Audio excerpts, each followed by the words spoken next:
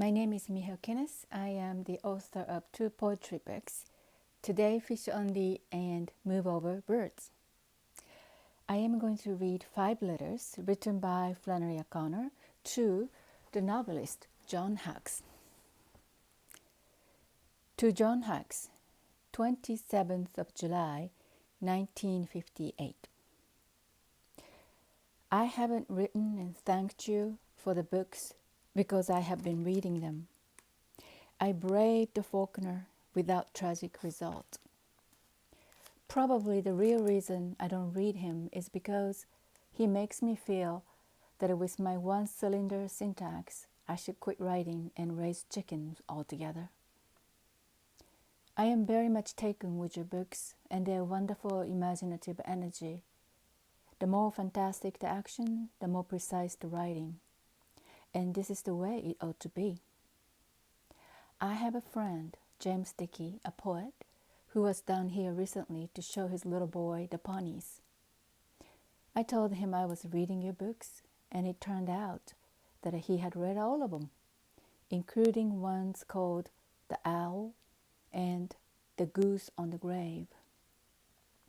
He described the passage in one of them where a man flies. He was lost in admiration. It appears he reads your books as they come out. You may state, without fear of contradiction, that you now have 2 fans in Georgia. Your student's story is amusing and shows a wonderful imagination at work. However, I think she makes a mistake to set it in Georgia. That seems to me to detract from the fantasy. A fantasy attached to Georgia ought to have something of Georgia about it. And of course, this does not. I am more than pleased that you stopped to see me and I have been introduced to your writing. Remember me to your wife and please stop again when you are down this way. To John Hughes, 13th of September 1959. Your letter made me want you to read my novel now, so much so that I was tempted to send it to you, Carbon. But I think this would be an infringement on your time and friendship, so I am sparing you. If FS&C have bound half galleys, I'll get them to send you a set. Sometimes publishers send these to me, and they are very easy to read. Anyway, I'd like to tell you something about this novel, much of which you have rightly anticipated, and its kinship to Wise Blood. I don't think you should write something as long as a novel around anything that is not of gravest concern to you and everybody else. And for me, this is always the conflict between an attraction for the holy and the disbelief in it, that we breathe in with air of the times. It's hard to believe always, but more so in the world we live in now. There are some of us who have to pay for our faith every step of the way and who have to work out dramatically what it would be like without it, and if being without it would be ultimately possible or not. I can't allow any of my characters, in a novel anyway, to stop in some halfway position. This doubtless comes of a Catholic education and a Catholic sense of history. Everything works toward its true end or away from it. Everything is ultimately saved or lost. Hayes is saved by virtue of having wise blood. It's too wise for him, ultimately, to deny Christ. Wise blood has to be these people's means of grace. They have no sacraments. The religion of the South is a do-it-yourself religion, something which I, as a Catholic, find painful and touching and grimly comic. It's full of unconscious pride and lands them in all sorts of ridiculous religious predicaments.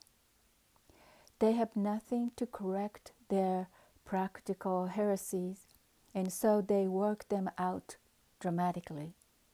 If this were merely comic to me, it would be no good. But I accept the same fundamental doctrines of sin and redemption and judgment that they do. Now in the new book, all this is still there, but it is a more ambitious undertaking. The great uncle is not a Puritan here, as you saw. He is a prophet, and the boy doesn't just get himself saved by the skin of his teeth. He is in the end prepared to be a prophet himself and to accept what prophets can expect from their early lives. The worst. That was a shortened version of the first chapter. In the real first chapter, it is brought out that old man considers himself a prophet, and that he had stolen the boy away from the school teacher in order to raise him up to take his place as a prophet when he dies. As soon as the old man dies, the boy is left alone with the threat of the Lord's call. He heads for the school teacher, and the burden of the book is taken up with the struggle for the boy's soul between the dead uncle and the school teacher. The modern reader will identify himself with the school teacher, but it is the old man who speaks for me. I hadn't thought about the cross-shaped face as meaning anything but that he was marked out for the Lord, or at least marked out as one who will have the struggle, who will know what the choice is. Hayes knows what the choice is, and Misfit knows what the choice is. Either throw away everything and follow him, or enjoy yourself by doing some meanness to somebody.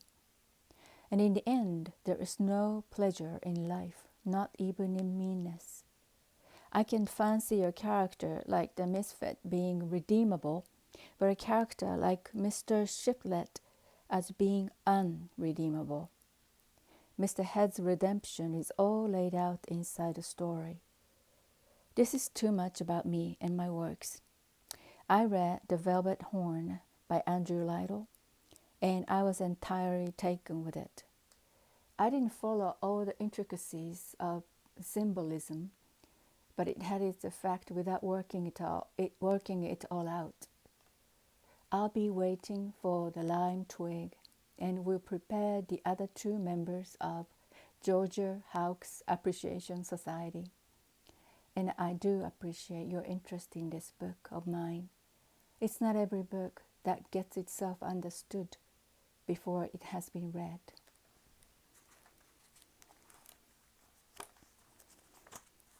To John Hawkes, 14th of April, 1960. Thanks for your letter of some time back. I have been busy keeping my blood pressure down while reading various reviews of my book. Some of the favorable ones are as bad as the unfavorable.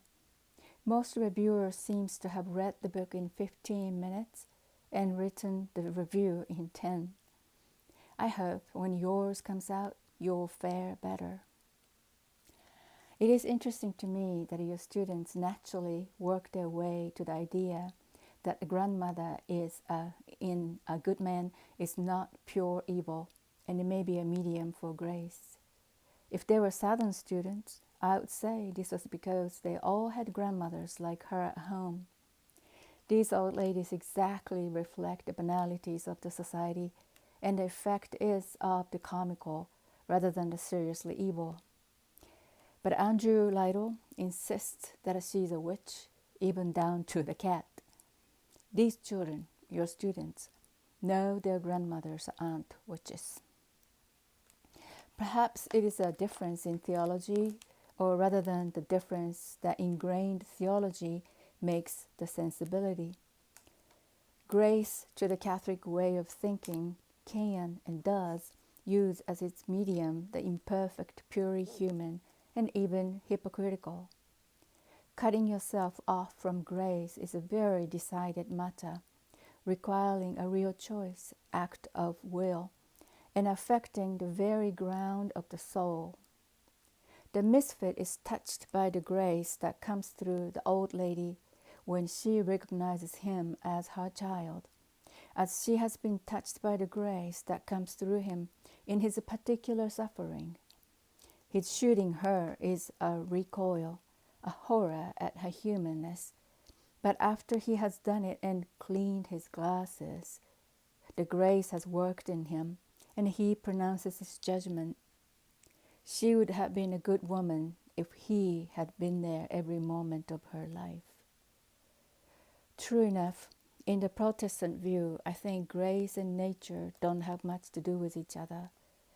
The old lady, because of her hypocrisy and humanness and banality, couldn't be a medium for grace. In the sense that I see things the other way, I am a Catholic writer. I hope you are writing and that the lime twig is on the way.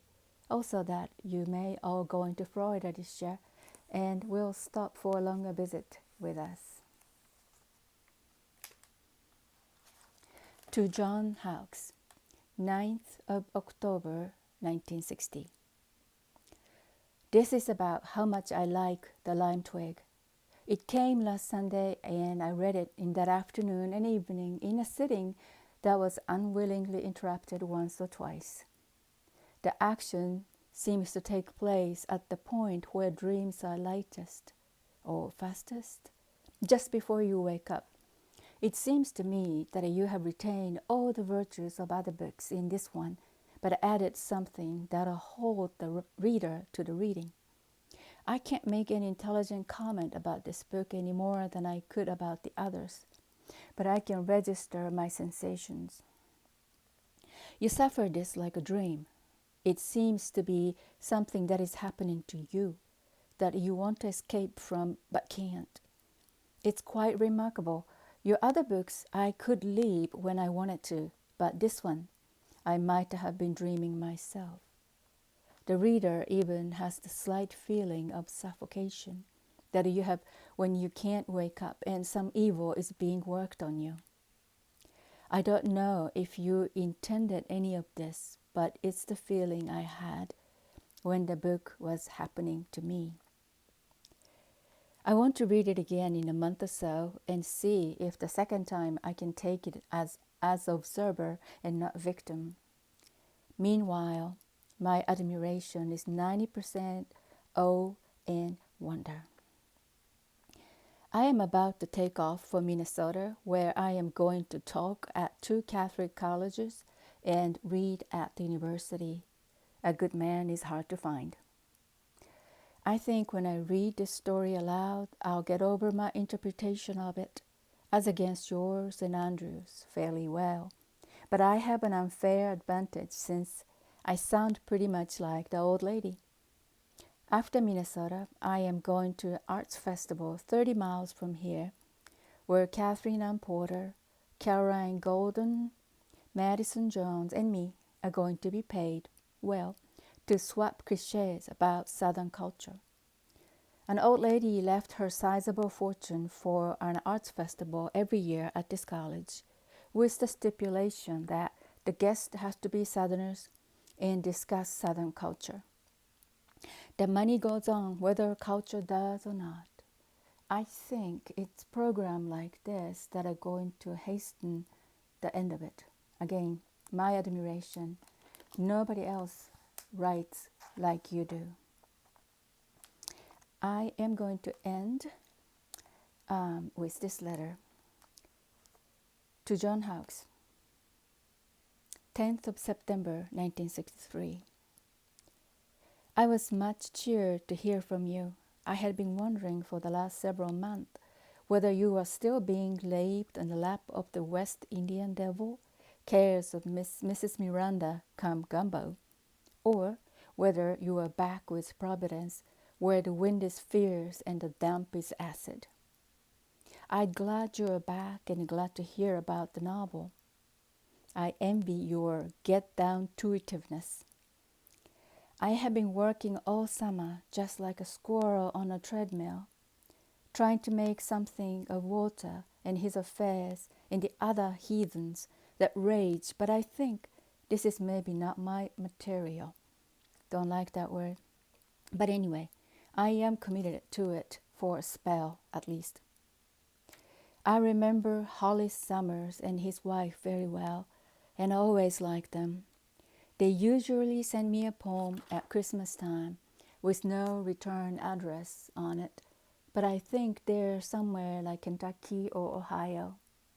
An elderly nun I know wrote me last year that told me that mutual friend of ours had gone to loaf of bread, and I have never thought of it as anything but loaf of bread since I am a veteran of Yadu, but I don't think I could take loaf of bread. My swan is in good health in spite of having developed an unsightly tumor on his breastbone.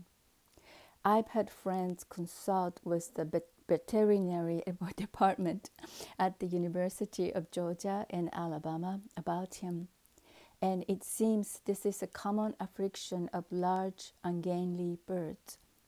They sent word from Georgia that they didn't make house calls, but if they were in the neighborhood, would stop by to see him. We are expecting a baby burro, and the day and my Muscovy duck had set 3 times this year and presented me with her last hatch on Labor Day.